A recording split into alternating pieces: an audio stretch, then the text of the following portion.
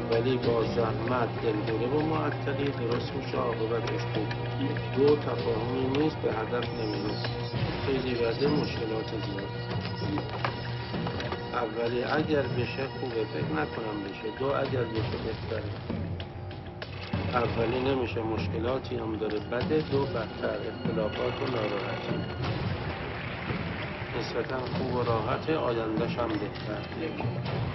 اولی روابط نامناسبه، بده. دو بدتر، مشکلش بیشتر.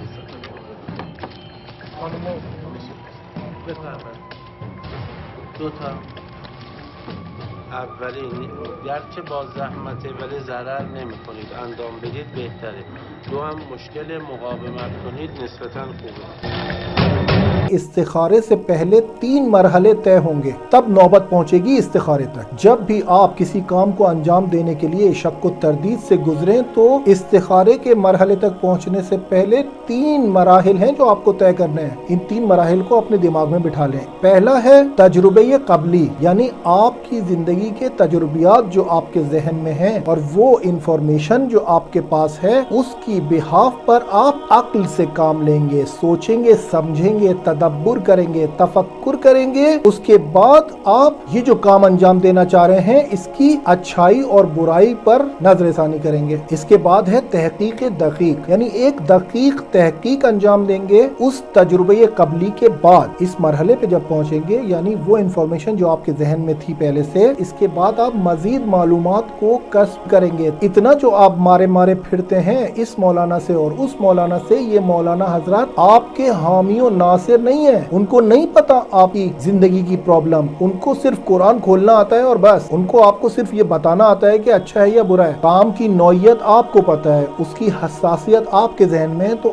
آپ کو تحقیق دقیق کرنی ہے پہلے۔ تو پہلا مرحلہ ہو گیا تجربہ قبلی، دوسرا مرحلہ ہے تحقیق دقیق، اور تیسرا مرحلہ ہے مشورہ۔ آپ مشورہ پہلے کریں گے اس متخصص سے جس کام کے بارے میں بھی آپ کو مشکل پیش آئی ہے، آپ کو شک و تردید ہے۔ اب جب آپ نے یہ معلومات کا بنچ بنایا ہے، اب جب آپ نے تحقیق کی ہے، تو اس ساری انفارمیشن کو لے کے جائیں گے کسی ایسے شخص کے پاس جو آپ کو اچھا مشورہ دے سکے۔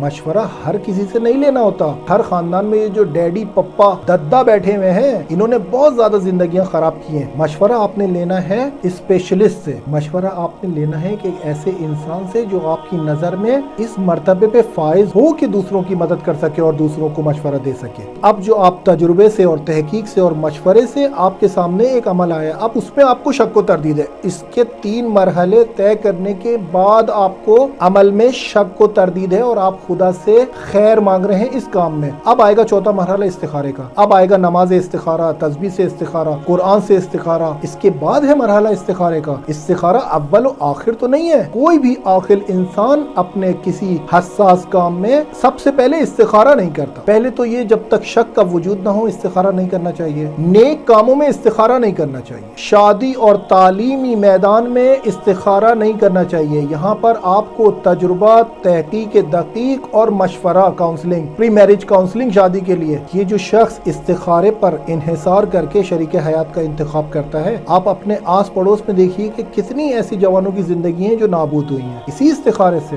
استخارہ کروایا تھا مولانا سے اور مولانا نے کہا کہ بہت اچھا آیا ہے، فوراً شادی کر۔ شادی اور تعلیمی میدان کے انتخاب میں اگر کسی شخص نے صرف استخارے کا استعمال کیا اور یہ تجربہ قبلی اور تحقیق دقیق اور مشورے کے مرحلے سے نہیں گزرا تو پھر یہ خطرناک نتائج کا سامنا کرے گا انسان۔ اسی لیے ہم عوام الناس سے چاہ رہے ہیں کہ استخارے پر انحصار نہ کریں، استخارے سے پہلے ان 3 مرحلوں کی طرف دقت کریں۔ اب استخارے کے حوالے سے جو لوگوں کے کانسیپٹ بنے ہوئے ہیں بہت خطرناک، ان پہ تھوڑا سا 3 سے 4 سوالاتوں کے جواب دے دیتے ہیں۔ لوگ یہاں پر سوال کرتے ہیں کہ آغا کیا استخارے پر عمل کرنا واجب ہے اور اس کو ترک کرنا حرام ہے؟ جواب اس کا ہے نہیں، ایسا نہیں۔ سوال کرتے ہیں کیا دوبارہ استخارہ کروا سکتے ہیں؟ جی بالکل کروا سکتے ہیں، کیونکہ آپ استخاروں میں پھنسے ہوئے ہیں اور جب تک آپ کی مرضی کا استخارہ نہیں آتا تب تک آپ استخارہ کرواتے رہیں گے۔ پھر یہ سوال کرتے ہیں کہ ایک دفعہ ہم نے استخارہ نکلوایا اور ہمارے مطلب کا جواب نہیں آیا۔ یعنی دیکھ رہے ہیں آپ لوگوں کی ذہنیت کیا ہے کہ خدا سے مشورہ کرنا ہے، خدا سے خیر مانگنا ہے، خدا کی رضا ہمیں چاہیے، اور ایک بہت بڑے عالم اور علام الغیوب کو ہم کہیں گے کہ ہمارے لیے استخارہ نکال دو۔ استخاروں میں پھنسی ہوئی قوم جب تک اس کی مطلب کا اور اس کی مرضی کا استخارہ نہیں آتا